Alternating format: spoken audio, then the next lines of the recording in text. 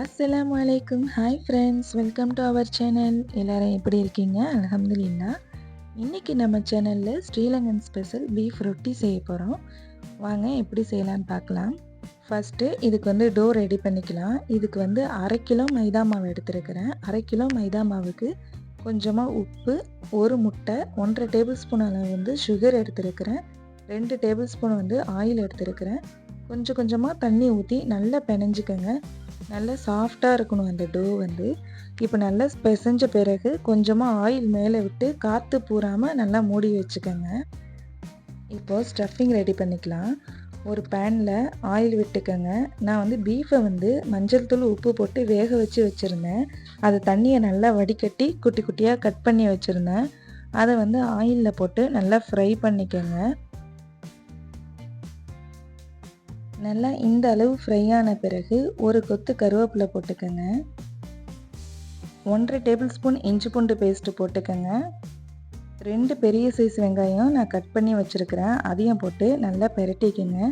வெங்காயம் over cook ஆகணும்னு அவசியம் இல்லை, ஓரளவு வதங்கினா போதும். இப்போது மசாலாஸ்லாம் ஆட் பண்ணிக்கலாம். 1/2 டீஸ்பூன் ஜீரகத்தூள், 1/4 டீஸ்பூன் மஞ்சள் தூள், 1 டீஸ்பூன் நான் மல்லித்தூள் போட்டிருந்தேன். நான் மல்லித்தூள் போடுற நேரத்தில் வீடியோ தானாக ஆஃப் ஆகிடுச்சு, அதனால் இந்த வீடியோவில் இருக்காது. இதுக்கு தேவையான அளவு உப்பு, 1 டேபிள் ஸ்பூன் சில்லி ஃப்ளேக்ஸ் போட்டிருக்கிறேன். இதை நல்லா மிக்ஸ் பண்ணிவிட்டு 2 உருளைக்கிழங்கு உப்பு போட்டு நான் வேக வச்சுருந்தேன். வேக வச்சு நல்லா ஆறின பிறகு மசிச்சு வச்சுருந்தேன். அதையும் போட்டு நல்லா மிக்ஸ் பண்ணிக்கோங்க. இதிலேயே மசிச்சுக்கோங்க. நல்லா வெங்காயத்தோட கறியோடு நல்லா மசியணும். அந்தளவு நல்லா மசிஞ்சால் போதும். இந்த ஸ்ரீலங்கன் பீஃப் ரொட்டி நான் இஃப்தாருக்காக தான் செஞ்சுருந்தேன். அவ்வளோ டேஸ்ட்டாக இருந்துச்சு. சாப்பிடும் போது நல்ல ஃபில்லிங்காகவும் இருந்துச்சு. கண்டிப்பாக இந்த நோன்புக்கு நீங்கள் ட்ரை பண்ணி பாருங்கள். நல்லா வதங்கின பிறகு அடுப்பை ஆஃப் பண்ணிவிடுங்க. இப்போது ஒரு கொத்து கொத்தமல்லி தழை போட்டிருக்கிறேன். நல்லா மிக்ஸ் பண்ணிக்கோங்க. இது நல்லா ஆறின பிறகு நம்ம அந்த பேடாவில் ஸ்டஃபிங் பண்ணிக்குவோம்.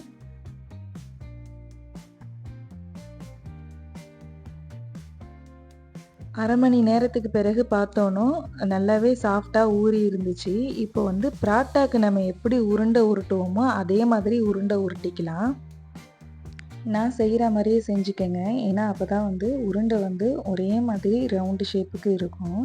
இல்லைன்னா அங்கங்கே வெடிப்பு விட்டு பார்க்க நல்லா இருக்காது. நம்ம வளர்த்தும் போதும் அங்கங்கே கிராக்லாம் இருந்துச்சுனாக்கா சரியாக வராது.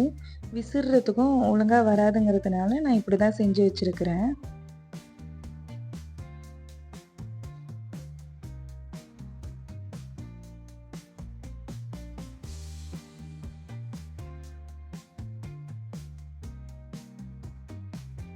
இப்போது எல்லாத்தையும் நான் உருண்டை உருட்டிட்டேன். இப்போது இதுக்கு மேலே நம்ம ஆயில் அப்ளை பண்ணிக்கணும். ஆயில் அப்ளை பண்ணினா தான் இன்னுமே நல்லா சாஃப்டாக இருக்கும். இதை ஒரு 10 நிமிஷம் நம்ம ஊற வச்சுக்கணும். அப்போ தான் நம்ம விசிறதுக்கு இன்னுமே சாஃப்டாக இருக்கும்.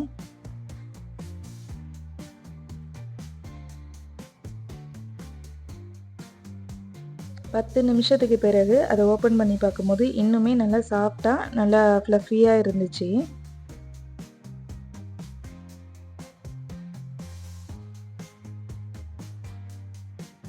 இப்போது ஒரு உருண்டையை எடுத்து நான் வளர்த்தி காட்டுறேன் பாருங்கள். இதை நல்லா வளர்த்திட்டு அங்கங்கே மாவு மொத்தமாக இருக்கக்கூடாது. ஈக்குவலாக ஓரத்துலலாம் மெலிசாவே இருக்கணும். இதை விசிறிட்டு நல்லா அப்படியே இழுத்து விடுங்க. நான் ஓரத்துலலாம் இழுத்து விட்றேன் பாருங்கள், அதே மாதிரியே செய்யணும்.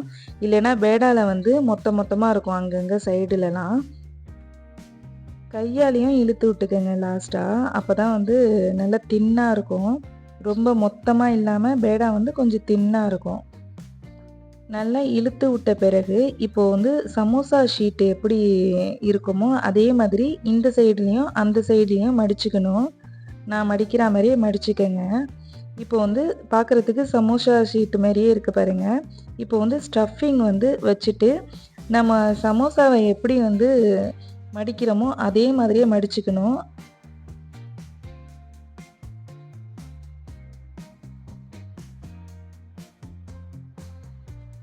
இதே மாதிரியே எல்லாத்தையும் மடித்து வச்சுக்கோங்க. இதை ரவுண்டு ஷேப்லேயும் பண்ணலாம். நான் வந்து எனக்கு இந்த பார்க்குறதுக்கு சமோசா மாரி இருக்கிறது வந்து எனக்கு ரொம்ப பிடிச்சிருந்துச்சு. அதனால இதே மாரியே நான் செஞ்சுக்கிட்டேன் எல்லாத்தையுமே. இன்னொரு உருண்டையும் எடுத்து நான் வந்து வளர்த்தி காட்டுறேன் பாருங்க. உங்களுக்கு நல்லா புரியணுங்கிறதுக்காக. அது ஃபர்ஸ்ட்டு இதுங்கிறதுனால கொஞ்சம் கோணலா போயிடுச்சு. இப்போ வந்து இன்னுமே நல்லா வந்திருக்கு பாருங்க. இதே மாதிரி நல்லா இழுத்து விட்டு சைடுல்லாம் வந்து மொத்தமா இருந்துச்சுன்னா, நல்லா அந்த கட்டையாட்டி நல்லா தேய்ச்சு விட்டுக்கங்க.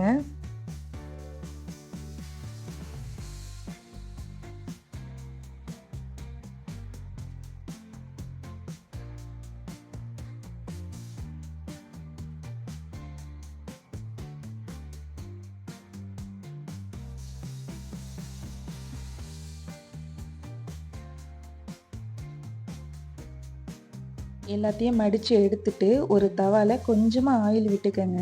ஆயில் விட்டு ஒண்ணு ஒண்ணியா சுட்டு எடுத்துக்கலாம். நான் வந்து முன்னாடி, பின்னாடியே திருப்பி போட்டுட்டு, சைடுல கார்னர்லயும் நான் வந்து நிக்க வச்சு அத சுட்டு எடுத்துக்கிட்டேன். ஏன்னா, ஈக்குவலா எல்லா இடத்துலயுமே செவந்திருக்கணும். இது பார்க்கறதுக்கு ஒரு பாக்ஸ் டைப்ல இருக்கணும். ட்ரையாங்கிள் பாக்ஸா இருந்தா எப்படி இருக்கும்? அந்த மாதிரி இருக்கணும். பொட்டி மாதிரி. என்னுடைய வீடியோவை இப்போ தான் நீங்கள் ஃபஸ்ட் டைமாக நீங்கள் பார்க்குறீங்கன்னா கண்டிப்பாக சப்ஸ்கிரைப் பண்ணுங்கள். இந்த ரெசிபி வீடியோ உங்களுக்கு பிடிச்சிருந்துச்சுன்னா லைக் பண்ணுங்கள், கமெண்ட் பண்ணுங்கள். மறக்காமல் சப்ஸ்கிரைப் பண்ணிக்கோங்க. உங்கள் ஃப்ரெண்ட்ஸ் அண்ட் ஃபேமிலிக்கும் ஷேர் பண்ணுங்கள்.